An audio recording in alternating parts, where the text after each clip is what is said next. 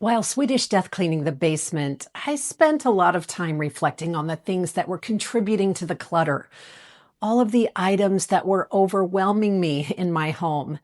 And once I recognized them and moved them on, everything became lighter. So in today's video, I'm sharing the things I no longer keep in this season of my life, because they might be quietly filling your home too.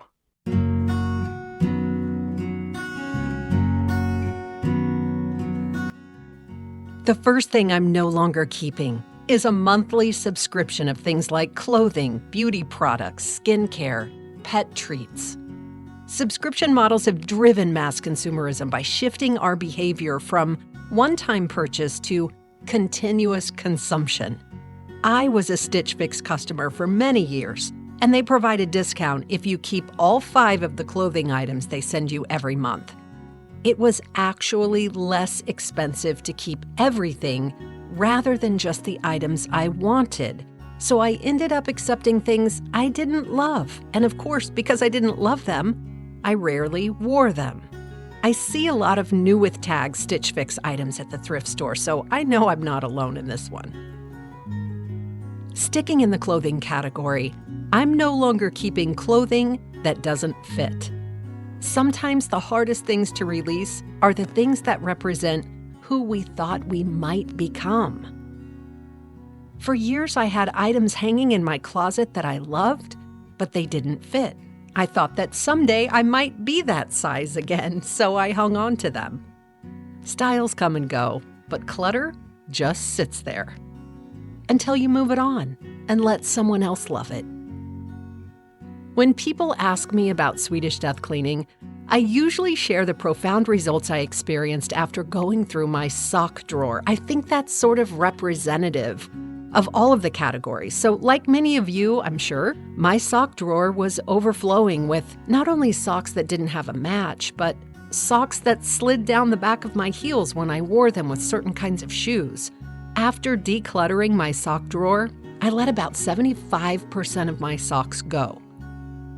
And now every time I reach in that drawer, I know the socks that remain fit like a dream and provide the comfort and support that they should. The third item I want to talk about, cords and cables. We had an entire tub of cords and cables that we had hung on to for many years. As you know, technology is constantly changing. And over time, you upgrade and donate your old electronics, but for some strange reason, we did hang on to the cords and the cables. I watched my husband struggle with some decision-making related to the cords and cables, but in the end, he did make the decision to let all but a couple of those be released. The next category is sentimental clutter. That was my main issue. I know I can't be the only one who held on to cards, letters, artwork, and photographs that someone cared enough to send me. I've mentioned before that I've been the keeper of my family's artifacts for years. I didn't want to part with anything because I didn't want to lose the memories. But I was overwhelmed with the sheer volume of it all. I decided in the process of Swedish Death Cleaning to keep one keepsake box for the things that were precious to me personally. That really helped me with my decision-making. How much do I love and cherish this item? Does it make the cut for my keepsake box, or can I move it on? To my surprise, I found that most of the sentimental things I came across did not make it into the keepsake box. The next category, things I kept out of guilt, and this was a big one for me. I'm a sentimental person, and I've carried the weight of being the steward of my ancestors' possessions for decades. But they weren't being used, enjoyed, or cherished. They were buried in my basement. I've mentioned in previous episodes about all of the military memorabilia that I inherited from my uncle's estate. I'm not even kidding. I had about 800 pounds of his life's mementos in my possession before I offered things to his military college and his military high school. In all honesty, they likely only requested about 5% of the entire collection. And beyond a couple of pieces for my keepsake box, the rest I parted with. And if someone gives me a gift, I graciously accept it and I make room for it in my life. And I've held on to things simply because they were given to me, and not because I use them. Over the years, I've been gifted a lot of perfume and skincare items. Fragrances are a very personal choice. It's hard to make that choice for someone else. And most of us just tend to use a handful of fragrances.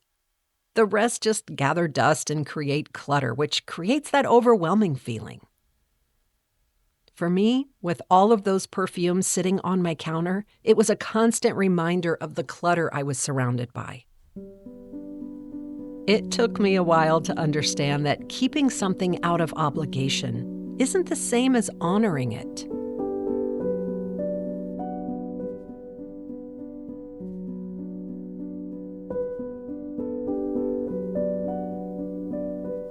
These skincare masks are also something that I've received from various people, but not something I use regularly. I don't want them to go to waste, so I'll donate them because they are unused in their original packaging. Which leads me to cosmetics. Women in particular are bombarded by free samples, subscription boxes, and sales pitches from influencers who are desperately trying to convince us to try the latest and greatest lotions and potions. But if I'm being honest, I use the same 8 or 9 basic cosmetics every day, and I rarely touch the rest. The amount of clutter that makes up the rest created a lot of stress for me personally. So moving those items on brought much needed breathing room. The next category I'm no longer keeping are duplicates, which also can include hanging on to all of those just-in-case items. Have you peeked in your linen closet lately? Do you have sheets for beds that you no longer have in your home? Do you have more than enough towels for when company comes to visit?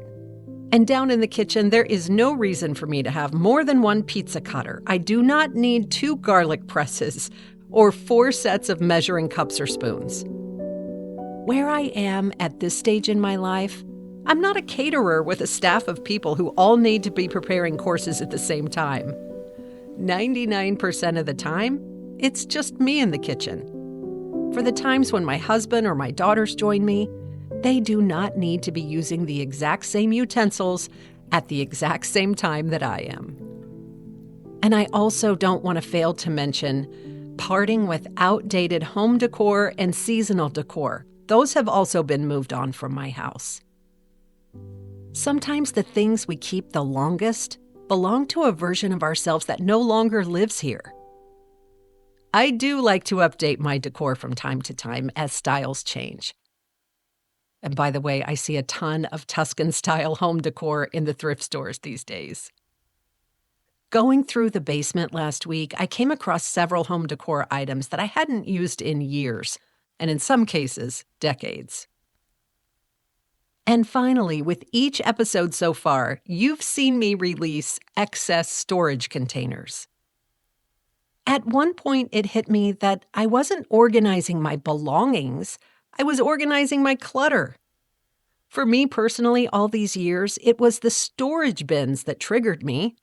They were filled to the brim with clutter that was so overwhelming. I kept putting them off for someday. They were the visual representation of my clutter and my overwhelming stress.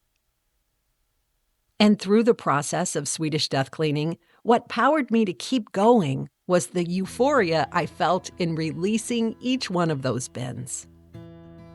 I hope you found today's episode helpful in your own decluttering journey. Please share a comment below about which categories most resonated with you. I cannot tell you how much your comments have meant to me and your reflections as you've helped me understand and appreciate that I'm not alone in my feelings or in my struggles, and neither are you. Thank you for being here. We'll see you in the next one.